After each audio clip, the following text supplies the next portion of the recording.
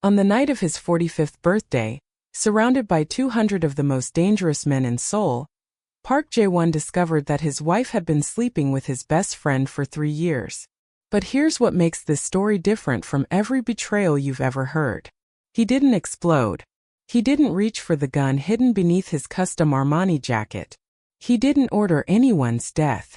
Instead, he smiled, raised his champagne glass, and delivered a birthday toast so chilling that grown men, killers, enforcers, men who had buried bodies in the Han River, felt their blood turn to ice. Because Park Jae-won understood something most men never learn. Revenge isn't about destruction. It's about reconstruction. And the woman who thought she had outsmarted a kingpin? She had just made the mistake of her life.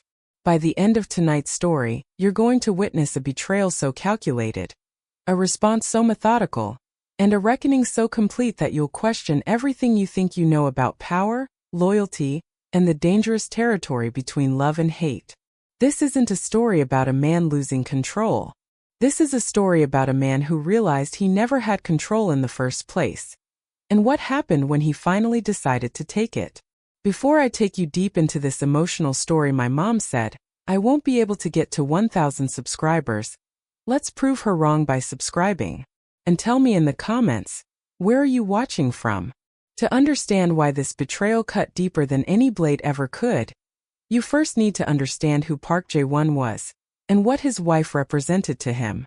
Jae-won wasn't born into power. He crawled toward it through blood, broken bones, and a childhood so brutal that he stopped flinching from violence by the time he was 12 years old. His father was a dock worker in Busan who drank away every paycheck and used his fists to communicate with his family. His mother died when Jae-won was 7. Some said from illness, others whispered it was from a broken spirit.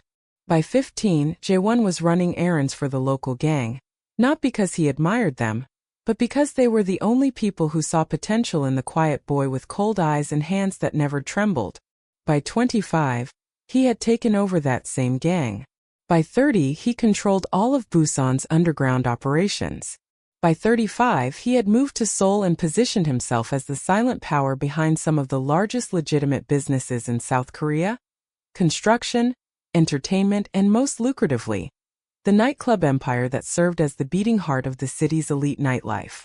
But here's what made Jae-won different from every other crime boss who had risen and fallen before him. He understood that power wasn't about fear alone. It was about necessity. He made himself indispensable to politicians who needed scandals buried, to businessmen who needed deals done without questions, to the wealthy who craved the forbidden fruits only he could provide. The men who worked for him didn't just fear him, they respected him. Because Jae-won had a code and he never broke it. You protect your family. Always. You honor your word. Always. And you reward loyalty with loyalty. That code was everything to him. It was his religion, his identity, the foundation upon which his empire stood. And then he met her. Destiny Williams arrived in Seoul like a storm nobody saw coming. She was 28 years old, American, born and raised in Atlanta, Georgia, with skin the color of rich mahogany and a presence that commanded attention without demanding it. She had come to Korea on a dance scholarship. A backup dancer who had worked her way up through music videos and tours until a producer saw something in her that went beyond movement. They put her in front of a camera for a commercial. The commercial went viral. Suddenly, Destiny wasn't a backup dancer anymore. She was the foreign face that Korean audiences couldn't stop talking about. Jae-won first saw her at one of his clubs.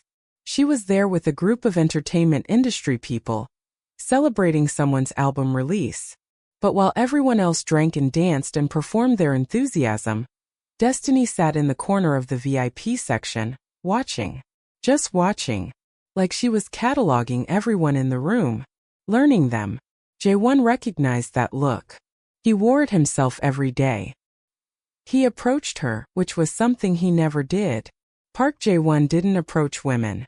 Women approached him, drawn by the gravity of his power and the mystery of his silence.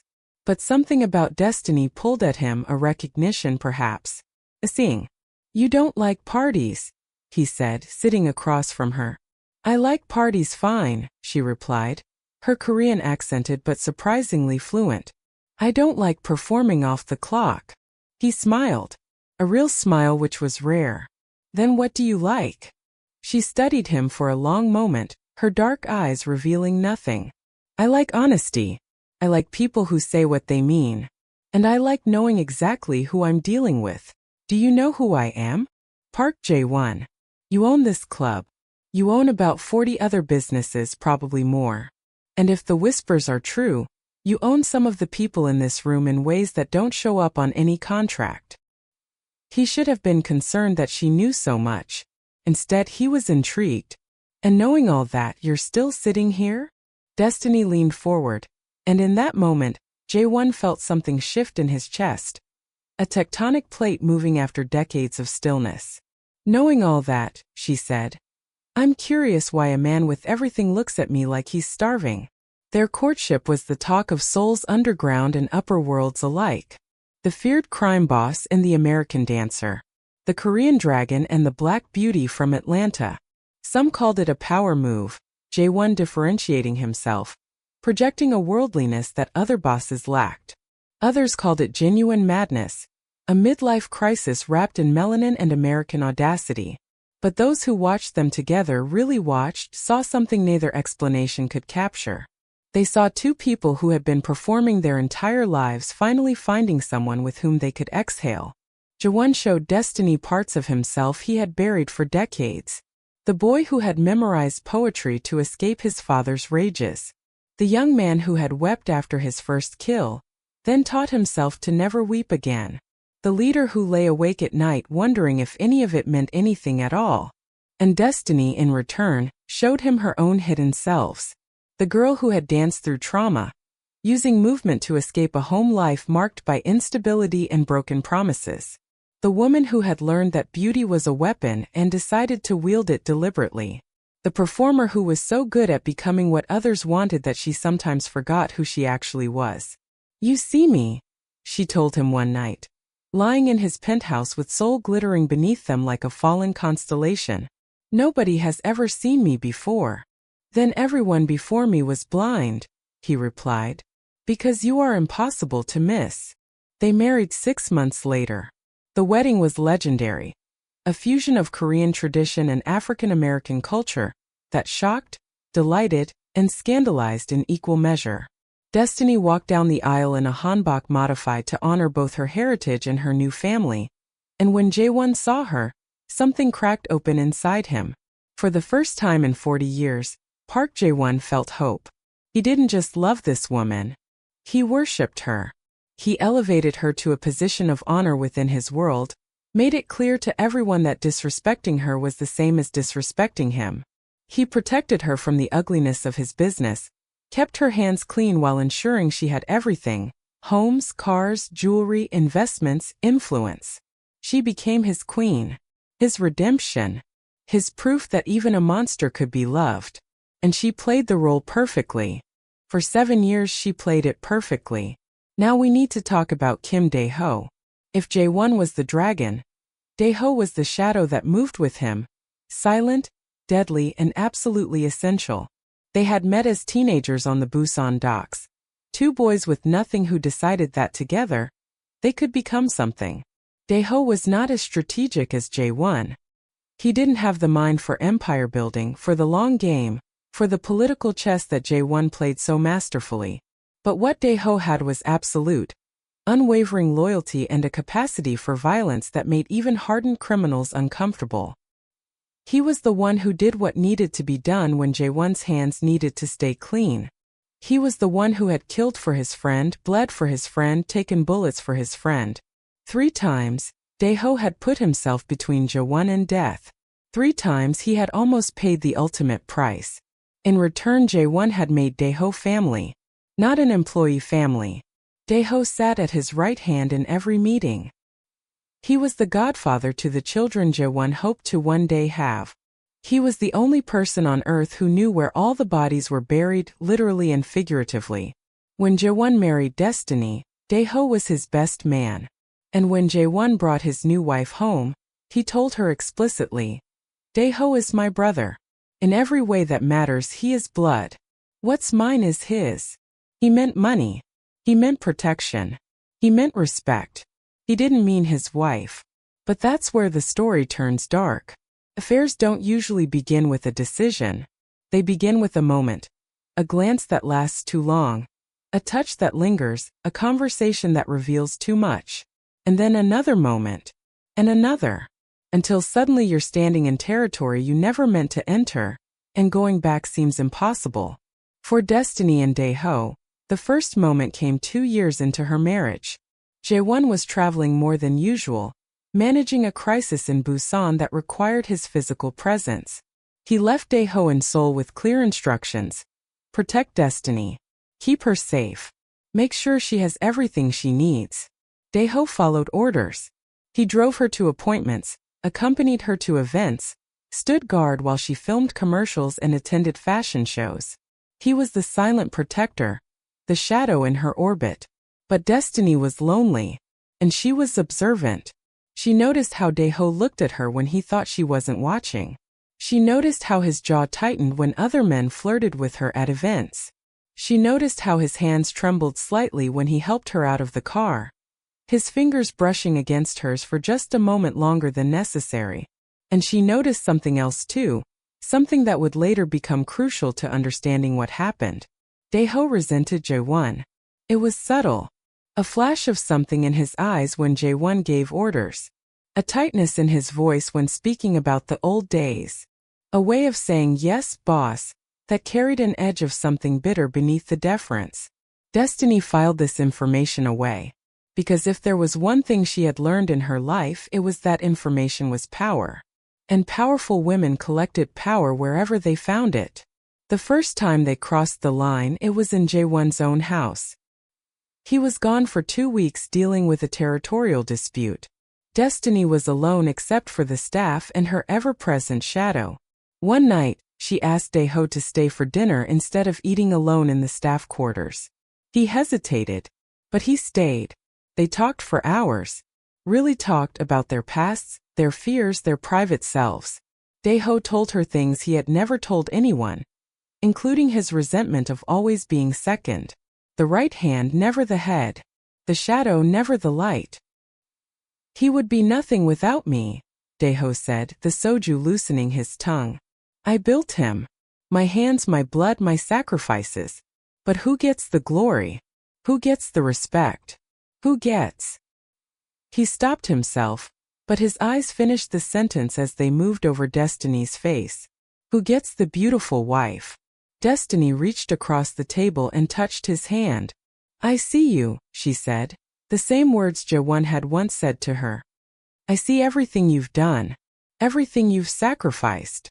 When they kissed, Dae-ho convinced himself it was love. But Destiny knew exactly what it was. Leverage. Here's where the story takes a turn that changes everything. Because this wasn't a crime of passion. This wasn't a lonely wife falling for a devoted protector. This was a long game, and Destiny had been playing it from the moment she sat in that VIP section and let Park Jae-won think he was approaching her. The truth was, Destiny had done her research long before that night. She knew who Jae-won was. She knew his net worth, his businesses, his vulnerabilities. She knew that he had never married because he had never found a woman who could see past the monster to the man, or more accurately, who could pretend to. She positioned herself in that club deliberately. She played hard to get deliberately.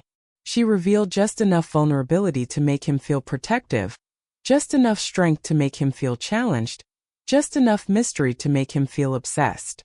Because Destiny Williams had spent her entire life being used by powerful men. And she had decided somewhere along the way that it was time to flip the script. Her plan was simple. Marry the most powerful man she could find, secure her position, and build a safety net that would ensure she never had to depend on anyone again. But the plan evolved. Because Jae-won was harder to rob directly than she had anticipated.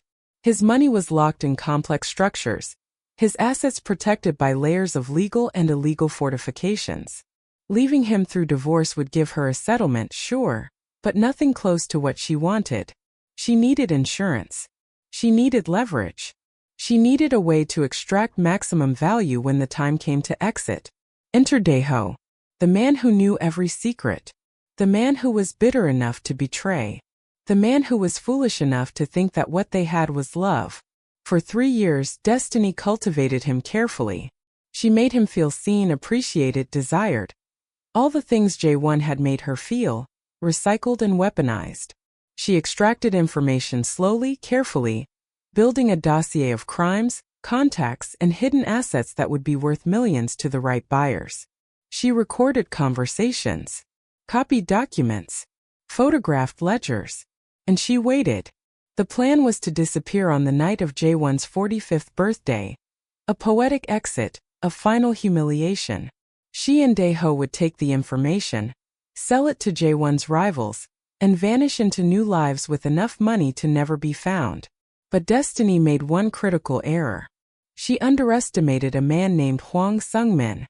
Hwang Sung-min was Jae-won's intelligence chief, a small, quiet man with glasses and the demeanor of an accountant. Nobody noticed him. Nobody feared him. And that was exactly how he liked it. His job was to know everything about everyone in Jae-won's orbit. And 6 months before the birthday party, he noticed something that made his blood run cold. Encrypted messages between Daeho's phone and an untraceable number. Cash withdrawals that didn't match any approved expenses. And most damning of all, surveillance footage from a hotel in Gangnam that showed the boss's wife entering a room with the boss's best friend. Sung-min could have brought this information to Jae-won immediately. But he was a careful man, and he knew that accusations this explosive required airtight proof. So he watched. He documented. He built a case so comprehensive that there would be no room for denial, no space for excuses. On the morning of Jae-won's birthday, Sung-min requested a private meeting. He showed his boss everything. The photographs, the recordings, the financial trails, the dossier of secrets that Destiny had compiled, ready to sell to the highest bidder. Jae-won sat in silence through the entire presentation.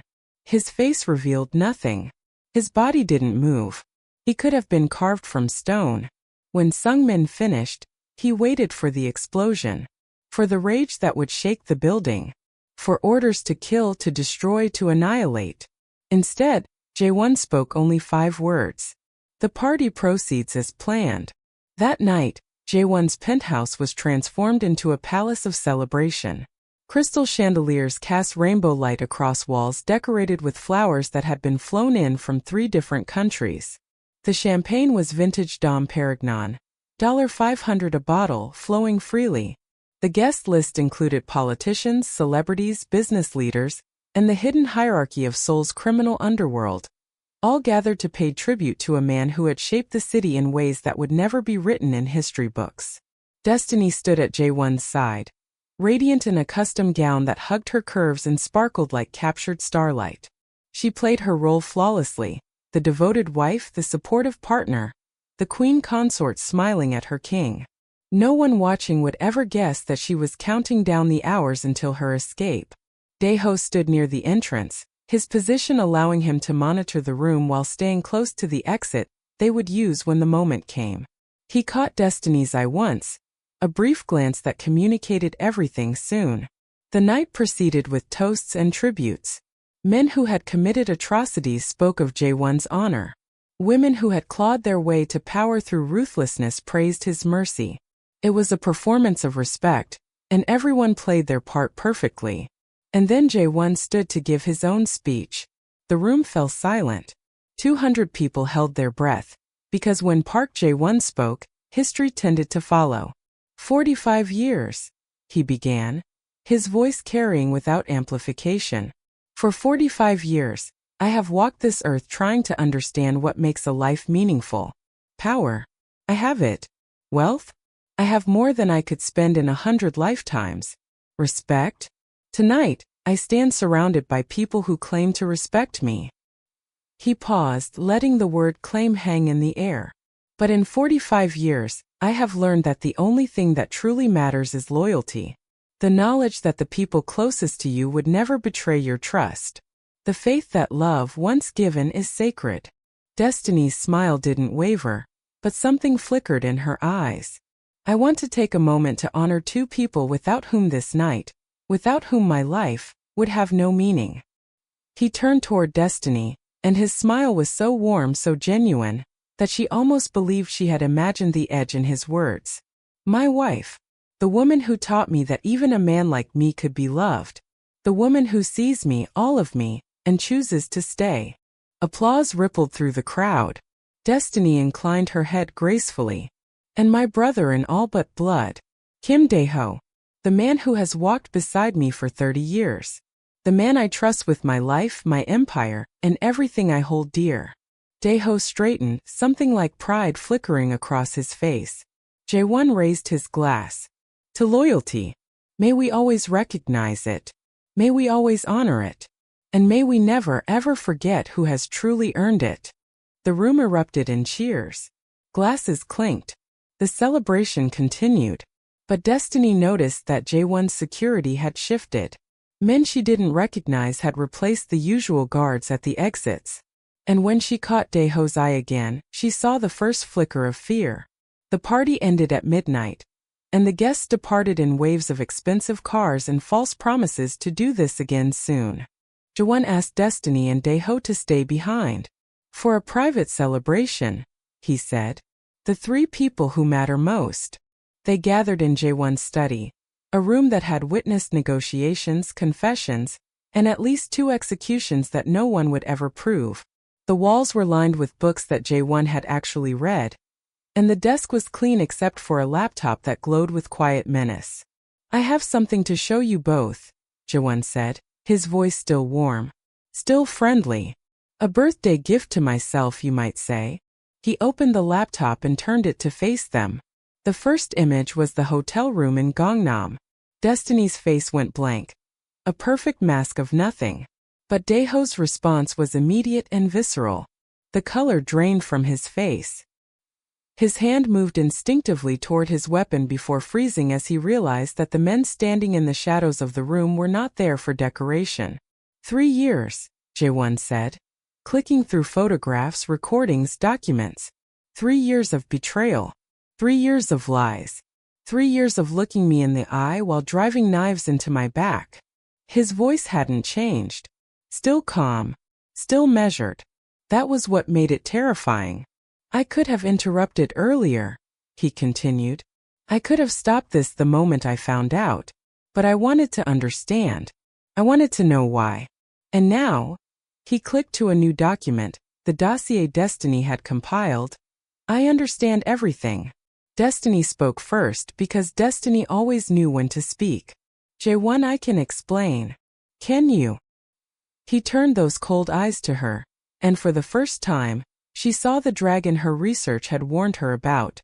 Can you explain how you targeted me before we ever met? Can you explain how every moment of our courtship was calculated? Can you explain how you used my brother's weakness to turn him into a traitor? She seduced me. Dae-ho blurted out, desperation cracking his voice. She manipulated me, Jae-won. You know me. 30 years. I know you stood beside me for 30 years while envying everything I built. I know you smiled at me while resenting every moment of my success. I know you took the one thing I loved more than power and desecrated it, because you believed you deserved what I had. Jae-won stood, and both of them flinched. But here is what you don't know. Both of you thought you were running a con. Both of you thought you were in control. But from the moment Sungmin showed me the truth, every step you've taken has been exactly what I allowed you to take. He walked to the window, looking out at Seoul glittering below. The dossier you compiled, Destiny? Useless. Every piece of sensitive information has been moved, every contact reassigned, every vulnerability closed. The buyers you've been negotiating with? They work for me. The money you've been hiding? It's already been recovered. Destiny's mask finally cracked. Something like fear, real fear, flickered across her face. And you, Dae-ho, the men who were supposed to help you disappear tonight? They've been explaining your plans to me in great detail for the past month. Dae-ho's legs buckled. He caught himself on a chair, his breath coming in ragged gasps. So here is where we stand, Jae-won continued, still not raising his voice. I have two traitors in my study, one who never loved me, and one who loved me so much he couldn't stand it. And I have to decide what to do with them. Silence filled the room like water rising in a locked compartment. Destiny recovered first. She always did. What do you want, J1? Her voice was steady now, the performer finding her footing. What's the play here? You want me to beg? To grovel? You know that's not who I am. I know exactly who you are, J1 replied. A survivor. A strategist. Someone who learned early that the world uses women like you, so you decided to use it back. In another life, I might have respected that. And in this life?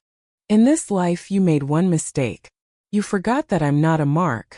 I'm not a wealthy fool to be manipulated and discarded. I'm the man who built an empire through blood and fire. And I did it by being smarter, more patient, and more ruthless than everyone who underestimated me. He turned to face her fully. You wanted my money, my power, my secrets. But you never understood that those things are worthless without the one quality that creates them. The ability to see the long game. So what happens now? Destiny asked. You kill us? Make us disappear? That's what men like you do, isn't it? Jaewon's smile was cold enough to frost glass. Men like me. You still don't understand. Killing you would be easy, clean, final. But it would also be wasteful. And I am never wasteful. He walked back to his desk, opened a drawer and removed 2 folders. Destiny Williams. You have a younger brother in Atlanta. Marcus, age 24. He's been struggling with some legal issues. Drug charges that could put him away for 15 years. It would be a shame if those charges suddenly solidified, along with new evidence linking him to a murder he didn't commit. Destiny's composure cracked fully now. You wouldn't. I would. And I will. Unless you listen very carefully to what comes next. He turned to Dae-ho. And you. Your mother is still alive, isn't she? Living in that nursing home in Busan, the one I've been paying for. She's comfortable there. She's safe. It would be unfortunate if her care became complicated. Dae-ho looked like a man watching his own funeral. Here is what happens now, Jaewon said, his voice still terrifyingly calm. You don't disappear. You don't run. You don't sell secrets or flee to new lives. Instead you stay. Right here. Where I can see you. He opened one of the folders. Destiny, you will continue to be my wife. In public, we are still the power couple that Seoul admires. In private, you are my prisoner. Every purchase tracked, every conversation monitored, every moment of your life under my control. You will perform devotion until I decide I'm finished with the performance. And when will that be? When it serves my purposes for the world to know what you really are. He opened the second folder. Dae-ho, you will continue to serve me. But your role has changed. You are no longer my right hand. You are my demonstration. Every man in my organization will watch your fall from grace, your public humiliation, your slow relegation to meaningless tasks. You will become the cautionary tale that keeps everyone else loyal. Dae-ho's voice was barely a whisper. Just kill me, please. I can't. You can. And you will. Because if you don't, your mother dies knowing that her son destroyed everything good in his life for a woman who never loved him. Silence. Destiny and Dae-ho looked at each other. 2 people who had thought they were partners, now seeing the truth. They had both been playing games. But Park Jae-won was playing chess while they were playing checkers. Months passed. The world saw Park Jae-won and his beautiful wife attending galas, charity events, and industry celebrations. They saw a devoted couple, still in love after years of marriage. They saw a man at the height of his power and a woman who glowed with privilege and position. They didn't see the prison that Destiny lived in. The monitored calls, the watched movements, the slow suffocation of a life completely controlled by another person. They didn't see Dae-ho's descent, the removal from important meetings, the assignment to menial tasks, the whispered mockery that followed him through hallways where he had once commanded respect. And they didn't see Jaewon himself, alone in his study late at night, staring at photographs of the life he had believed was real. Because here's the final truth of this story. Jaewon's revenge was perfect, calculated, complete. He had turned his betrayers into prisoners without ever raising a hand. He had demonstrated power in its purest form, control so absolute that violence became unnecessary. But he had also lost something that could never be recovered. The hope he had felt on his wedding day. The belief that even a monster could be loved. The fragile, precious faith that someone in this world could see him and choose to stay. That was dead now. Killed not by destiny's betrayal, but by the knowledge that his entire marriage had been a performance, and he had never once seen through the act. Park Jae-won had won. But he had also learned the terrible truth that drives this entire story. Power cannot protect you from loneliness. Control cannot substitute for connection.